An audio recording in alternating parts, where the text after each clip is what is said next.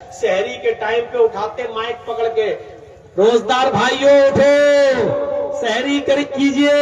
इस वक्त 4 बज चुके हैं, इस वक्त 4:15 बज चुके हैं। फिर उसमें नात पढ़ेंगे, नज़म पढ़ेंगे, हम्द पढ़ेंगे और पता नहीं क्या क्या उसमें पढ़ना शुरू करके लाउड स्पीकर से पूरे मोहल्ले को जगा देते हैं। मेरे भाइयों, ये भी लोगों को तकलीफ देना है।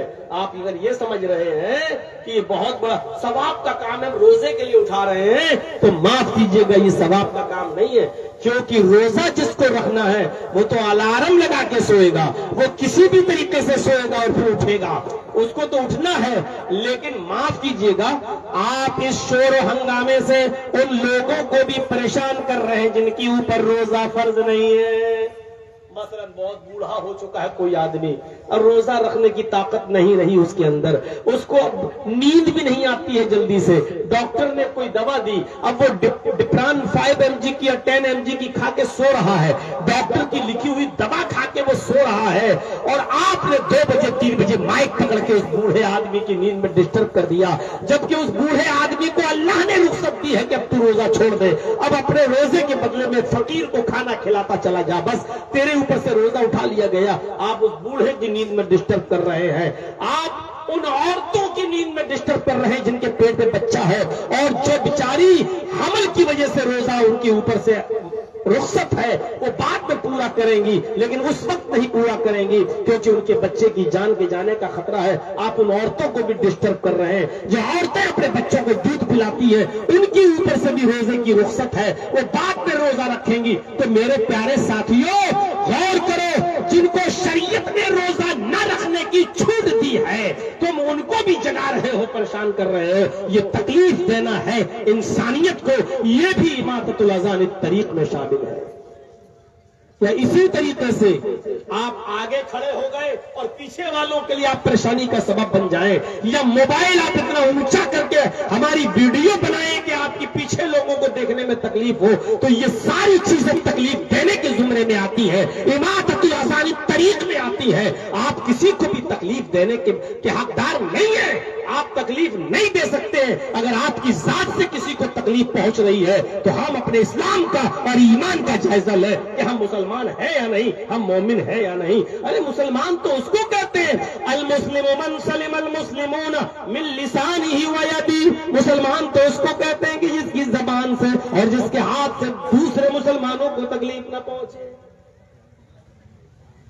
ये तो मुस्लिम की तारीफ है कि दूसरे को तकलीफ ना पहुंचे, हम दूसरों को तकलीफ दे रहे हैं। हमें सोचना चाहिए।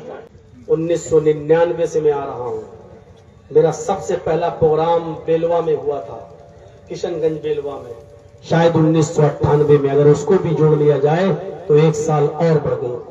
लेकिन अगर कोई मुझसे पूछे कि जर्जी साहब, इस 25 साल की जिंदगी में आपने बिहार और बंगाल में क्या चेंजिंग देखी है, तब क्या तब्दीली हुई है, क्या सुधार आया है, और कोई कहे कि 100 में आप नंबर दीजिए, कितने नंबर दोगे, तो मैं यही कहूंगा 0/100। कल भी आप जिस तरीके से सुनते थे आज भी उसी तरह सुन रहे हो।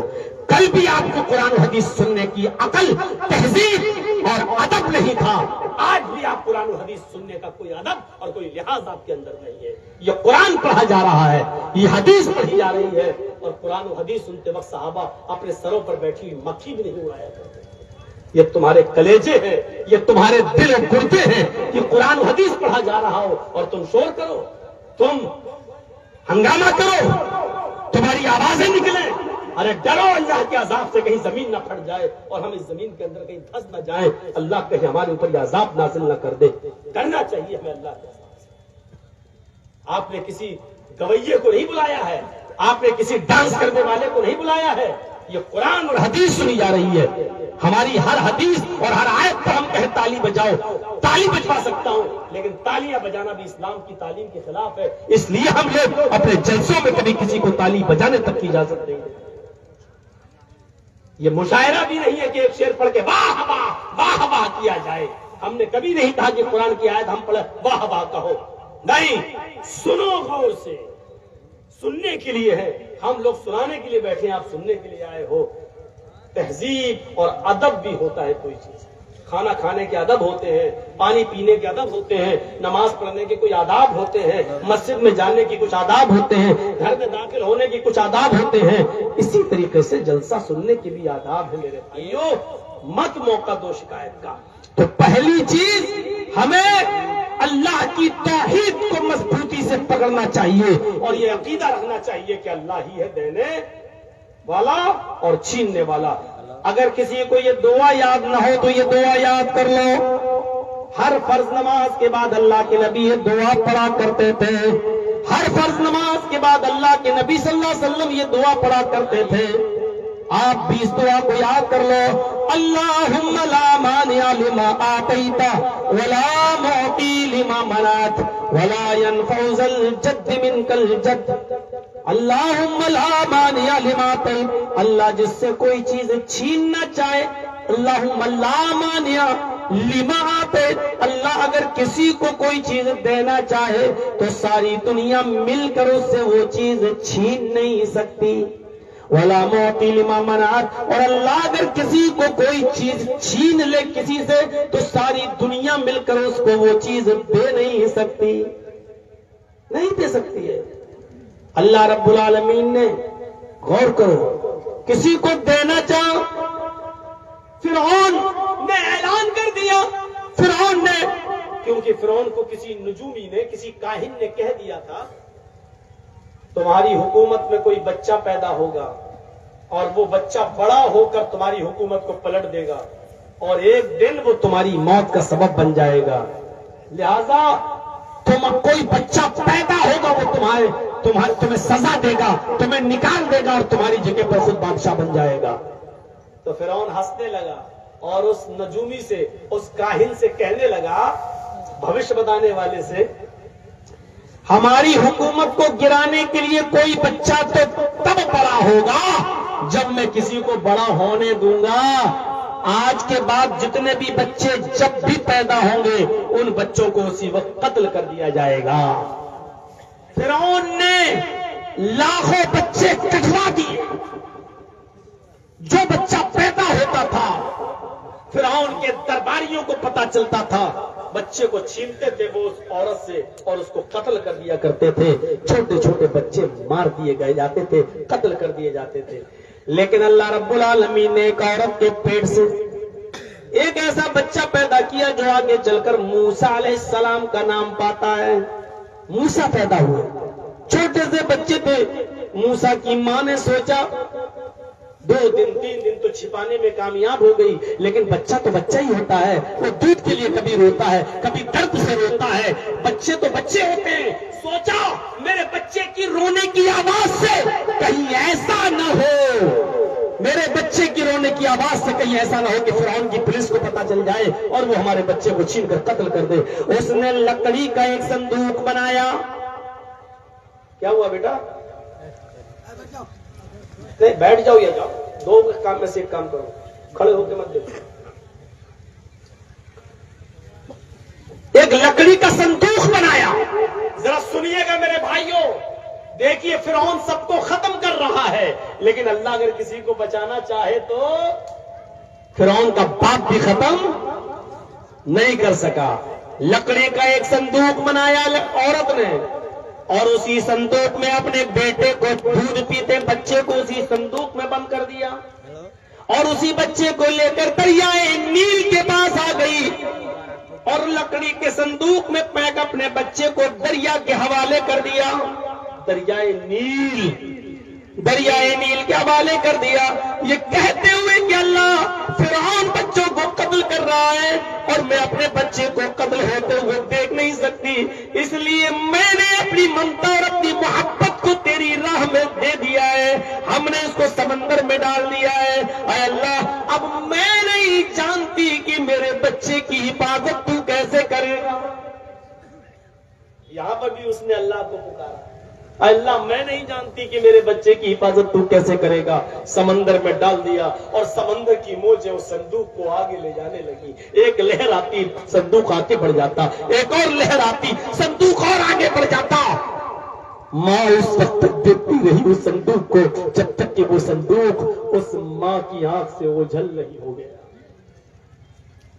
ذرا سوچیے اپنے بچے کو صندوق میں بند کر کے لکڑی کے سمندر کے حوالے کرنا، اور جب کیا ہوگا تو اس عورت کے دل پر کیا بیتی ہوگی. اس ماں کے کلیجے سے پوچھو کہ کیسے چھوڑ دیا.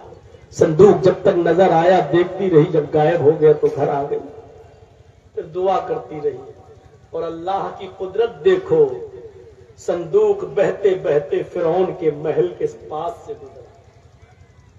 فرعون کی بیوی آسیہ بالکنی میں کھڑی تھی، سمندر کے اندر بہتے ہوئے صندوق کو دیکھا لکڑی کے، تو اپنی درباریوں کو بھیج کر کہا کہ جاؤ اس صندوق کو اٹھا کے لاؤ، ہو سکتا ہے اس میں کوئی خزانہ آ رہا ہو. کیسے اللہ انتظام کراتا ہے. درباری صندوق اٹھا کر لائے. آسیہ نے جب اس صندوق کو کھولا تو کیا دیکھتی ہے، بڑا خوبصورت حسین و جمیل دودھ پیتا بچہ اس صندوق میں بند ہے. درباریوں نے خبر دی فرعون کو چھوٹا سا بچہ سمندر میں بہتے ہوئے آ گیا ہے اور آپ کی بیوی نے اس بچے کو اٹھوا لیا ہے. فرعون اپنے درباریوں سے کہتا تلوار لے کر میرے ساتھ چلو. اپنی بیوی سے کہتا اس بچے کو ہمارے حوالے کر دو. فرعون کی بیوی کہنے لگی ارے اس بچے کو مار کر تمہیں کیا ملے گا، یہ تو ہمارے پاس پلے گا، ہم اس کو کھلائیں گے پلائیں گے بڑا کریں گے، ہمارے پاس کوئی اولاد نہیں ہے، ہم اس کو بیٹا بنا لیں گے یا ہم کو یہ نفع دینے کے کام آئے گا. ارے جب تم اور ہم دونوں اس کو مل کر پالیں گے تو یہ تمہارے خلاف بغاوت تو نہیں کرے گا؟ کیوں کرے گا؟ جب تم ہم دونوں اس کو مل کر پال رہے ہیں تو پھر کیوں بغاوت کرے گا؟ فرعون نے پھر ضد کی، آسیہ نے بھی ضد کی، لیکن بیوی کی ضد کے آگے فرعون کی نہیں چل پائی اور اپنی بیوی کی بات مان کر کہتا ہے ٹھیک ہے کھلاؤ پلاؤ بڑا کرو، کوئی بات نہیں، چلو ہمارے گھر میں رہے گا تو ہماری نگرانی میں، اگر کچھ بدماشی کرے گا تو ہم بڑا ہونے کے بعد بھی گردن مار سکتے ہیں اس کی. بس یہیں سے موسیٰ علیہ السلام کی پرورش ہوتی ہے اور پھر اللہ نے کسی طریقے سے انتظام کیا. موسیٰ علیہ السلام کسی کا دودھ نہیں پیتے تھے. پھر پتہ چلا کسی طریقے سے پھر اللہ تعالیٰ نے اس عورت کو وہاں تک پہنچا دیا، نوکرانی بن کے آتی ہے اور پھر اس نے کہا اللہ ہم دکھاتے ہیں شاید ہو سکتا ہے میرا دودھ پی لے. اور جیسے ہی موسیٰ کی ماں نے اپنے دودھ سے لگایا بچہ دودھ پینے لگا تو فرعون کی بیوی نے دودھ پلانے کے لیے اسی عورت کو منتخب کر دیا.